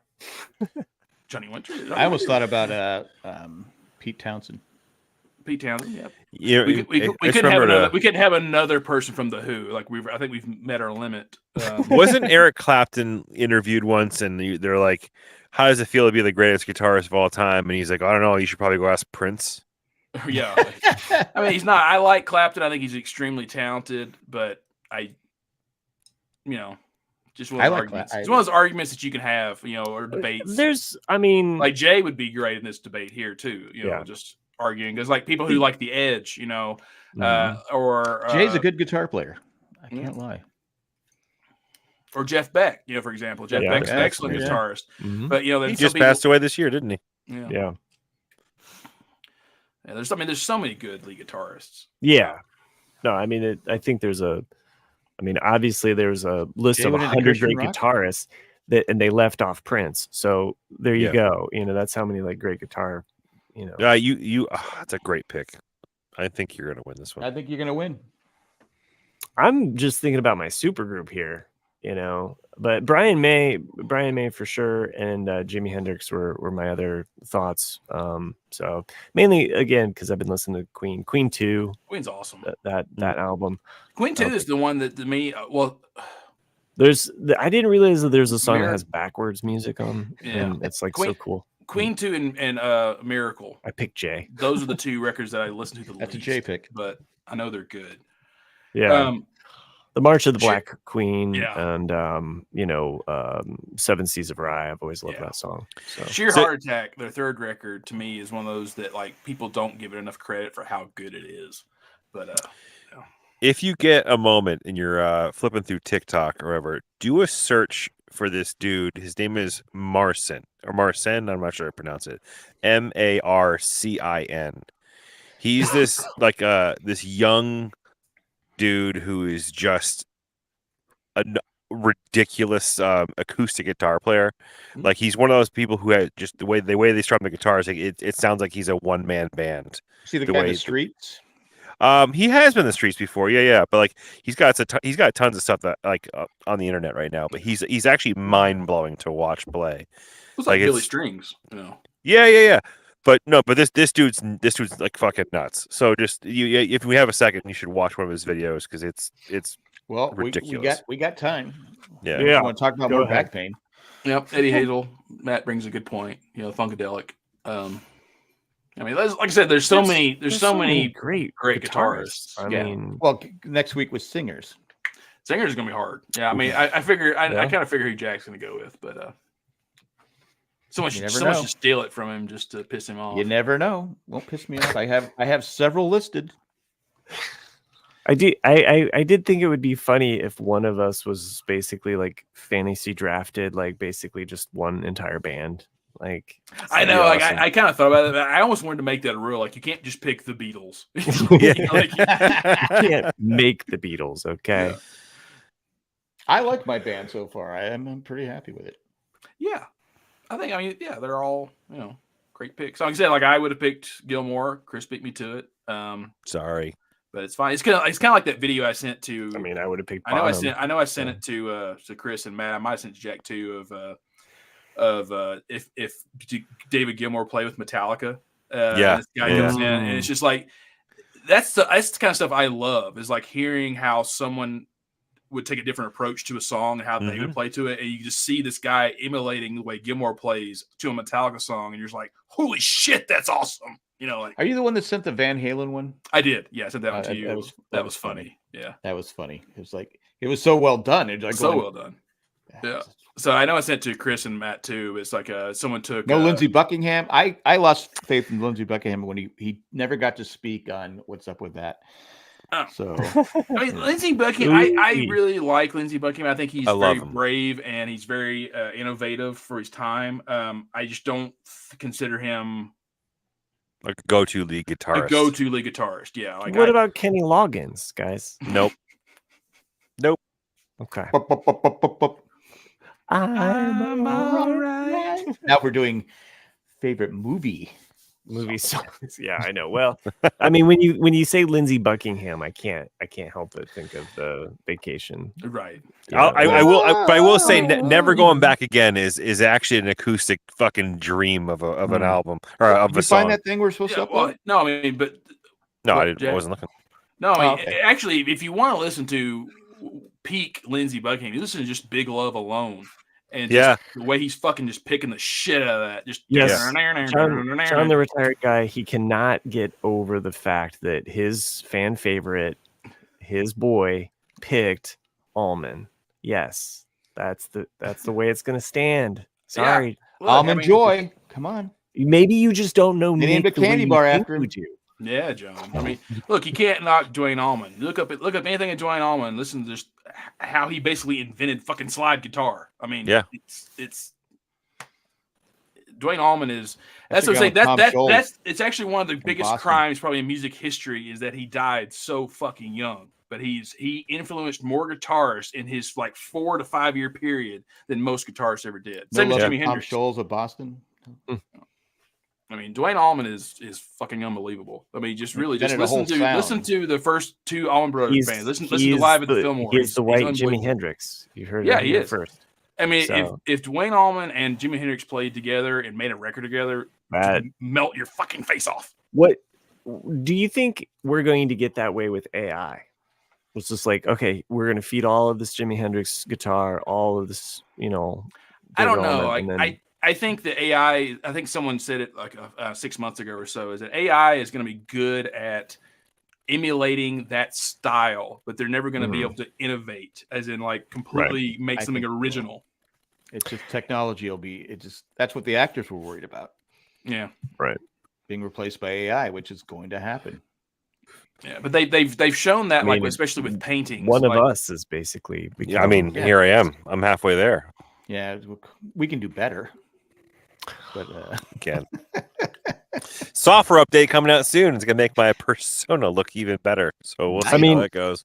I mean, I guess to that point, Nick. I mean, you would never have a style called Van Gogh if you never have a Van Gogh. Right. Well, they've shown that with AI with paintings, in that if you have one AI copy of Van Gogh, for example, and then you give the copy of the Van Gogh to another AI, it will gradually get worse as it continues on because they can't capture the original. Probably not, maybe not in my lifetime, but I'm probably 40, 50 years down the road. It'll be. I'd read about these artists or this group that is trying to basically what is the word, like kind of like taint the. He said taint. Muddy, diffuse, corrupt, corrupt images to the point where you might have a photograph that is of a guitar, right? But deep within that is embedded an image of an apple, so that the AI is like, oh, this is no longer guitar, this is apple. And over time, the AI will kind of, it won't be able to recognize or understand what that object is. So it's hard to read you, Chris, because your hand's blurry. But we see it, and it's 3-dimensional. Never mind. So in other words, I'm an AI child right now, by the way. Talk about this week's background. Oh yeah, that's yeah. Phoebe point, Jack. Cates. You know, I'm so No, glad that's not that Phoebe Cates. Yes, that is. That is Mia. Nope. No. Look at the to the corner. left or right. Oh. can I Because I Oh my started God, with I I just started never with that even one. noticed I that was you added extra See, photos. AI That's Chris cool. can see shit better Good than job, regular man. Nick. what I was gonna do is it was gonna be her coming out of the pool, the famous scene from Fast Times at Ridgemont High, and the banana was gonna be Brad. Mm-hmm. And I said, okay, how can I do this without people taking it the wrong way? Because I don't think I can't. So I said, I don't want to take any heat from anybody. I don't want, I was just like, we're not a porn, but I was like going, that would be great though, having the Phoebe Cates, Perhaps you should make it into a T-shirt and sell it.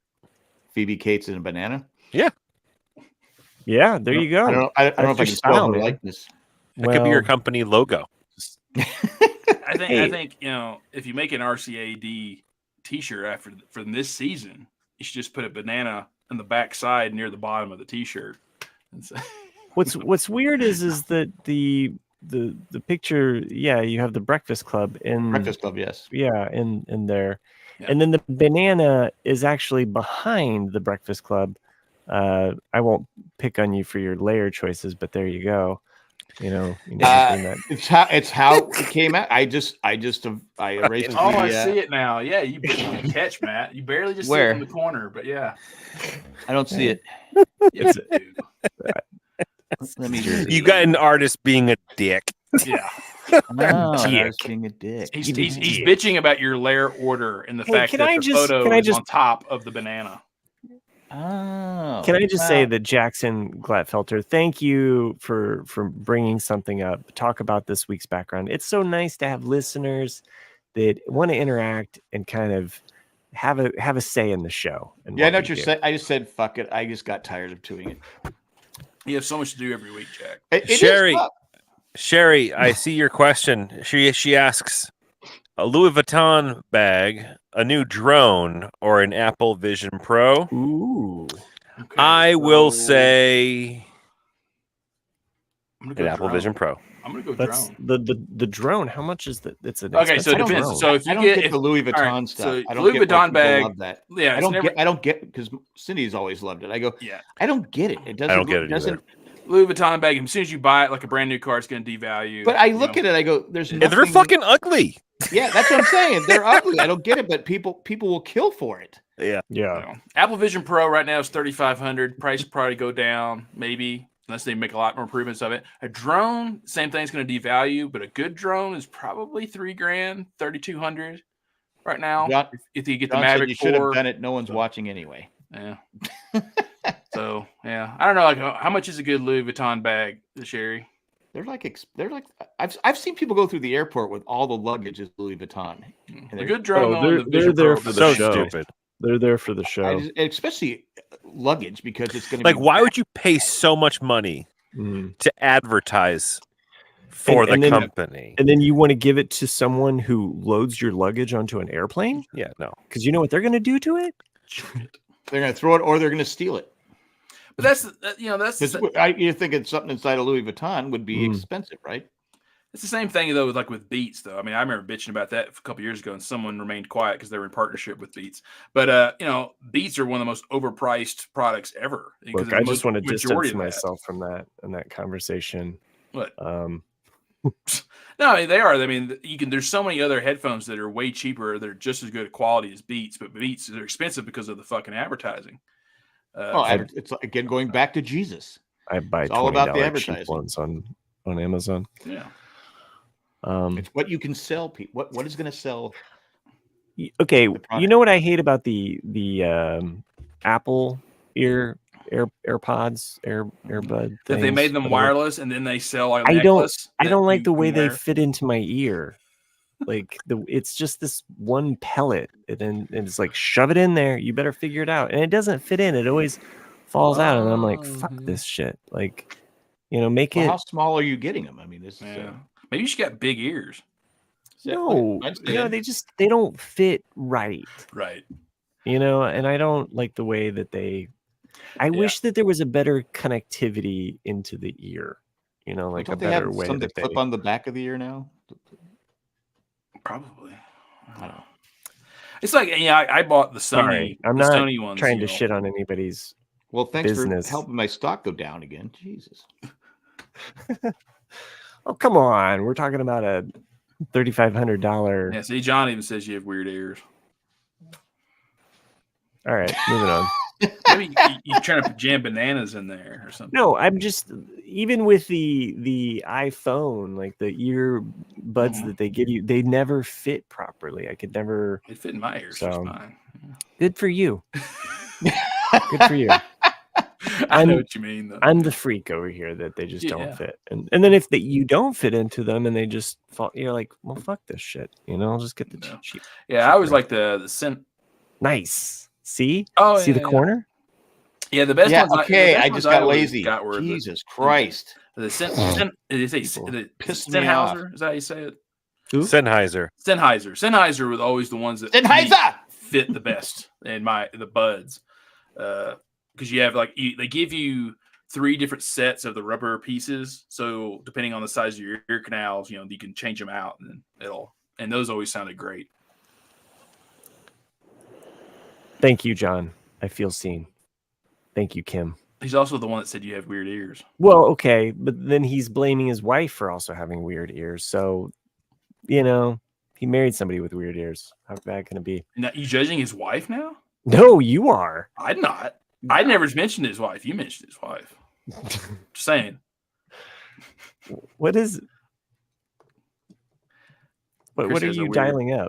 I'm typing. He has like a guilty smile on his face. He right does. now. It's very I right. know. What? Jack. Are you talking about me? Yeah. No, Chris. He's got his I'm phantom typing. hand. I'm typing with my fingers in the midair That's so 'Cause it- sweet. because I can. Sweet. I'm trying to think anything else I've been watching. Have you guys ever watched Resident Alien with Alan Tudyk? No, but you know what? I saw a trailer for that the other day. It looks pretty good. Yeah, I mean, it's on its 3rd season, I think, just started, and it's just a lighthearted show. It's nothing that you're going to be like, damn, this is good. It's just one of those things. If you have nothing else to watch, but you want to watch what it would be like to be an alien that's, you know, on a planet, it's a decent show. Is it a sitcom then? It's a sitcom-ish type show. Yeah. Well, that's kind of fun then. So, did you gentlemen watch the Bad Batch? I did. Yeah. The first 3 episodes. Yeah. Knocked those out I did today. not. I don't know what that is. It's Bad Batch it's a is a Star Wars cartoon. Yes. Okay. No. They're on their 3rd and final season, and it's getting gritty good. Sorry, I asked. My son, who's read he's on the 3rd book of the Heir to the Empire trilogy right now. Oh, nice. Good for him. So, and he's really excited because of where a lot of the plot is taking place on the show. It connects. It connects to that Heir to the Empire trilogy, and so he's, you know, I'm trying to be very vague and non-spoilery, but for him, he was just, oh wow, this is, you know, I'm like, yeah, you know, like catch up, bud. But this was the background you were going to use with the banana. Well, I was going to use this, but you know, Yeah. I mean, we would have gotten it, but well, I'm sure most people would have gotten it. But maybe we would have lost viewers. yeah, that's what I was worried about. Maybe we would have gotten viewers though, but maybe we not could have the got right some. kind. You know? yeah. I mean, if Jack would have shown up in the red bikini, maybe. Yeah. No love for Jack. We've gone through enough of that with Tim already. Jim Watari, we've already discussed Masters of the Air. If you're just now joining us, We spent like Master. the first 20 minutes talking about Better Call Saul, maybe That's 30. true. And but eventually they did talk some Masters of the Air. I mean, I'm fully expecting, of the Air? for the next few Masters of Air.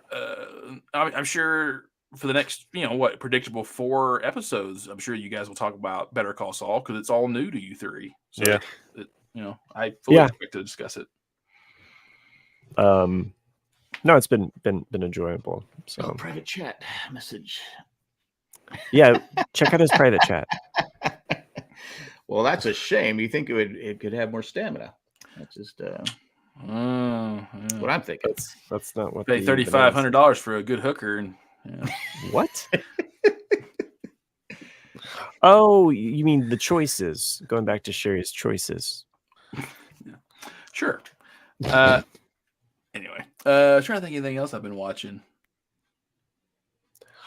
Like I said, I just finished Fargo. I finished Fargo, and I finished the one you watched, Matt.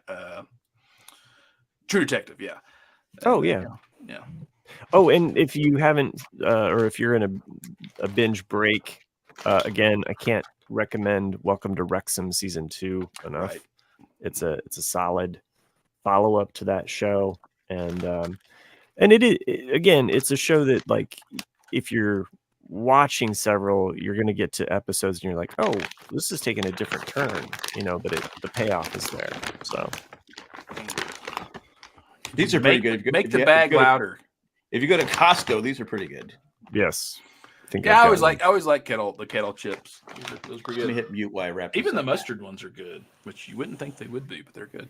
just now noticed that Jack's thing says Bueller on it. So yeah. Also, Sherry mentions in the chat. I didn't see this.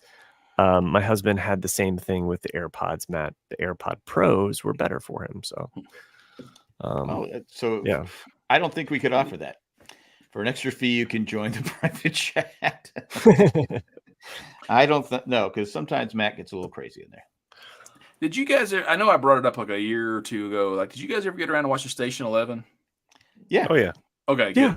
So I had introduced a friend of mine who visited a year ago that show, and I made her watch the first couple episodes. And then you made her watch? Well, yeah, I recommended. What century is this?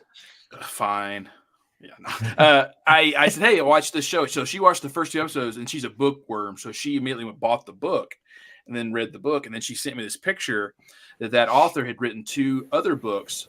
They're kind of interlinked, but they're 2 completely different genres. So Station 11 is first, and the second one's called like The Glass House, and it's like a murder mystery. And then the third one's called Sea of Tranquility, which is like about a moon base. But somehow, I think you talked about this when we were just you and I. Maybe. But yeah, like, and so I bought the books as well. But like, I loved Station 11 so much. I mean, I thought that was just one of an excellent executed. Yeah, it's such a greatly executed show for one season. And I was like, this is because like I've watched it 3 times, and every time it gets better. Kind of like Shaun of the Dead. Like the more you watch Shaun of the Dead, the better it gets. It's just like wow, like so Travelers. I talked about a couple weeks ago. I got to go back and watch Travelers just because it was so good. Travelers. We talked about it. Yeah. Traveler. It is a good show. It does sound like Welcome to Rectum. John, the retired guy. Welcome to Rectum. Rectum damn near killed. All right, at this point, do we want to end it? Do we want to call it quits? Yes. I think we should squish this. Clearly, we should squish this banana. Squish this banana. I don't know what it's going to be next week. Should I There's always money in the banana stand. What's up? Should I go with Fast Times at Ridgemont High? You do you, man. I mean, I don't know. You're going on this banana theme. Well, I'm trying to get you pissed so you'll take over. How is I like the banana, even if I'm critical of your craftsmanship. Time for a bonus episode. You're right, Sherry. We should just have a bonus episode. I think the are you just saying that because the broadcast just released their bonus episode? Is that what you're trying to say? Try Basic Instincts. How do I get the banana to cross its legs? That's no, the banana is somewhere else. We put the banana in the tailpipe. Okay, that's it. Maybe we can do a bonus episode next week. I remember I will not be here for 2 weeks. So you're not here the next week? Yeah. I'm not here next week nor the next week. Okay. Actually, I could probably be here the next week on the Thursday. Yeah. Because I get back Wednesday. So Wednesdays will be adios for me. Yeah. So not next Thursday, but the one after. I could possibly be back for that one. Oh, okay. I'm just reading now that someone's audio cut out. Yeah, that was like an hour and a half ago. Oh, okay. Whose audio? Just catching up to speed here. Yeah, that's why he left and came back, And... Yeah. Thanks. I just derailed the last half of this. Is that the private chat?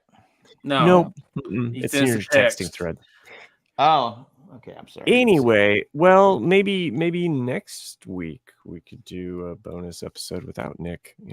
So So we'll for everyone talk wanting, for everyone wanting to know who our lead singer picks will be, you're gonna have to wait a little while. a little while. Yeah, that's right.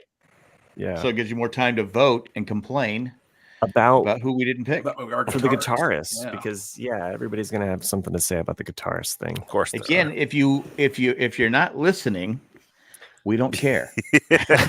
Nor are you. I'm just trying to be as nice as I can. If you're not listening, episode I title care. right there.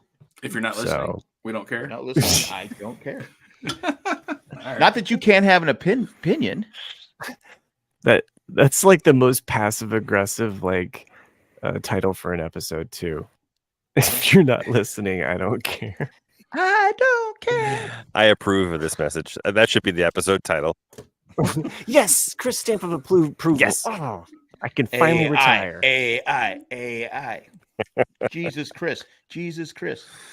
Anyway, we're gonna wrap this thing up. Thanks for everyone who joined us in the chat. Always fun as always. Fun as always.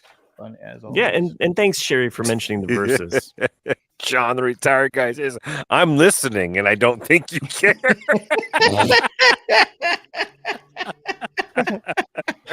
You know what, John? You're probably right. That's both ways. Oh my god, that was a good note. Fucking perfect. Good night, everybody. But we have to thank a few patrons. Thank you. I got derailed. I'm confused here. Hey, we thank all our patrons. If you want to become a patron, go to jayandjack.com, click on the button, become a patron. Still looking for that $1 billion subscriber. If you're out there, you want to just give us $1 billion, and we're not going to share it. Just being honest. I'll take. But if you do, if you do, he passed away a few years ago. If you do become a patron, go over to jayandjack.com, click on the patron link, do that whole shtick. You can send us, if you're like, fuck you guys, you don't know what you're talking about, guitarists, send us your email at rcadcast@gmail.com, or vote on one of our guitarists. Or go fuck yourself. Well, here's some people that we don't want to fuck. I meant that's a long list. That's not what I meant. Here's some people that make sure. There's no way to spin this patron thing. Here's some Eckhart Richter Clapler, Maggie the Magnificent, Joanne with the plan, and Ed, the creepy poopy letter carrier. We thank you and everyone else. We can just say, Chris. Everyone else can just go fuck themselves. Thank you. Thank all of those fuckers. I froze. Oh, fucking hell.